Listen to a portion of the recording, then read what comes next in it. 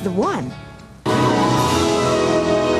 UNTV, naghahatid ng taus-pusong paglilingkod sa Pilipino at sa buong mundo.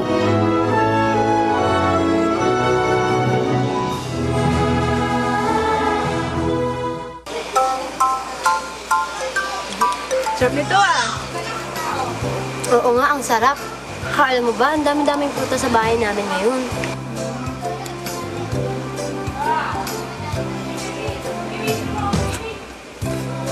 Oh, anong ginagawa mo?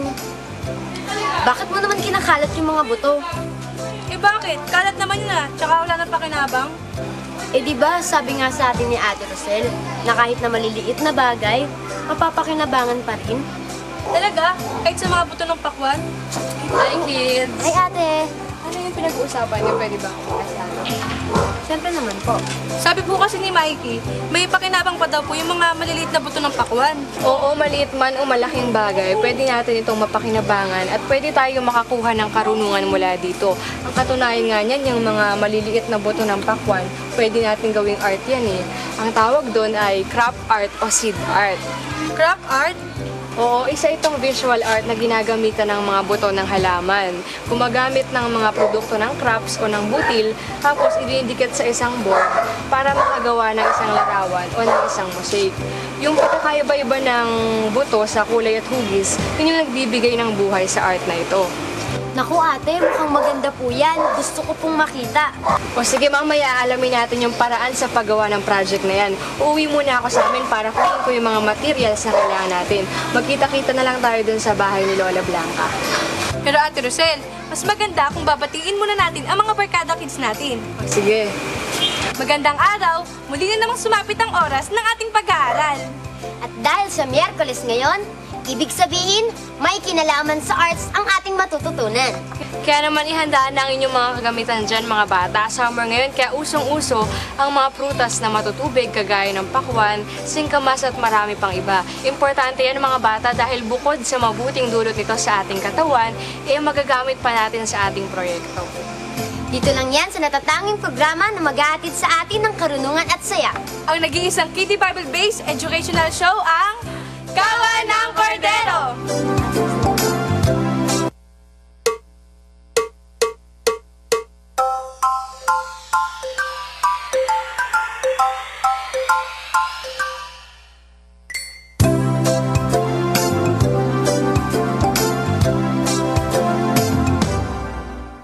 Halina kayo, tayo ay mag-aral. Sabay-sabay nating alamin ng totoo.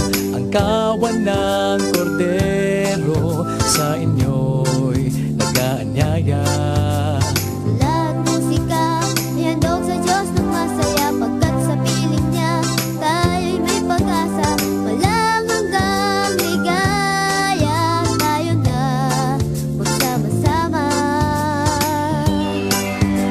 The KNC Show will teach us while we grow. Sa tulong ng ating Diyos Ama, isipan ay magliliwanag na.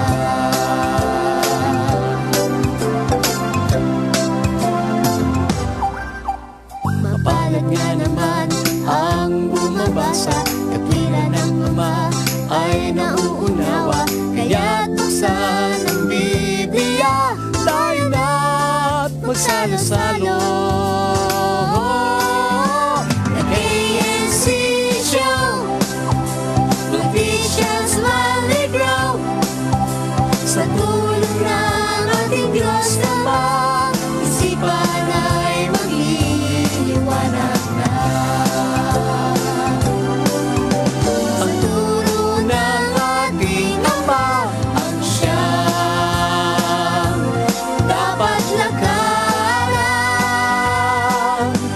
The KNC Show will teach us while we grow. Sa tulong ng ating Diyos Ama, isipan ay magliliwanag na. The KNC Show will teach us while we grow. Sa tulong ng ating Diyos Ama, isipan ay magliliwanag na.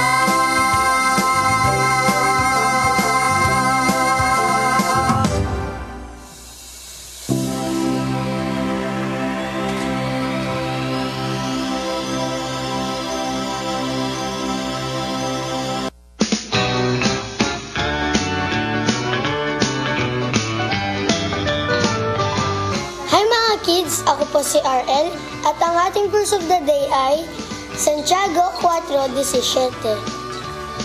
Sa nakakaalam nga ng paggawa ng mabuti at hindi ginagawa, ito'y kasalanan sa kanya. Yan ang ating verse of the day. Ugaliing magbasa ng Biblia at manood ng KNC Show!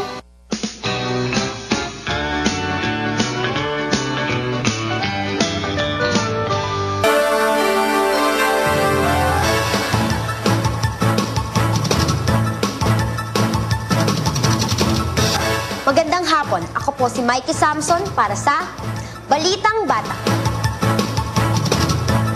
Biblia, lumabas na numero 1 librong tinatangkilik ng mga tao sa Amerika. Cellphones, may masamang dulot sa ating mga utak.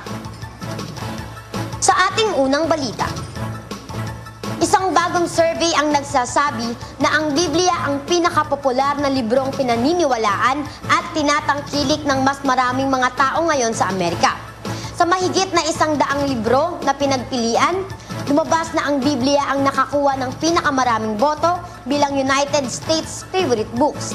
Isa sa naging batayan ng mga tao doon bilang pagpili ay ang pakinabang at matututuhan ng isang mambabasa sa nasabing aklat. Patunay lamang na iba ang Biblia at nangunguna pagdating sa pagtuturo ng mga kaalaman at kabutihang asal. Kaya tayo mga kids, kung gusto nating matuto ng maraming kabutihan, magbasa na ng Biblia. Ang pagbabasa kasi ng Biblia ay utos ng Diyos. At yan ay mababasa natin sa aklat ng Isaias 34:16. Inyong saliksikin sa aklat ng Panginoon at inyong basahin. Kahit isa sa mga ito ay hindi magkukulang. Walang mangangailangan ng kanyang kasama sapagkat iniutos ng aking bibig at pinisan sila ng kanyang espiritu. Sa iba pang balita, kung sa nakaraang pag-aaral, lumabas na ang cellphone ay nakapagpapahina ng ating mga pandinig dahil sa napakataas na radiations at signals, isa na namang masamang dulot ng cellphone ang nakita ng mga eksperto. Ito ay ang brain cancer. Ayon sa kanila, ang paglalagay ng cellphone malapit sa ulo ay lubhang mapanganib, lalo na kung tayo ay natutulog. Sa ganitong paraan kasi, ay maaari tayong magkaroon ng brain cancer. Dulot din umano ng napakataas na radiation at signaling power na sumisira sa ating mga brain cells. Payo din nila na kung tayo ay tatawag sa cellphone, ay mas makabubuting gamitin ang kaliwang tainga kaysa sa kanan. Mas direkta kasi sa utak ang epekto ng radiations na makakasira ng mas malaki sa utak. At yan ang naging kabuuan ng aking pagbabalita. Muli, ako ang inyong naging tagapaghatid balita. Ako po si Mikey Samson para sa Balitang Bata.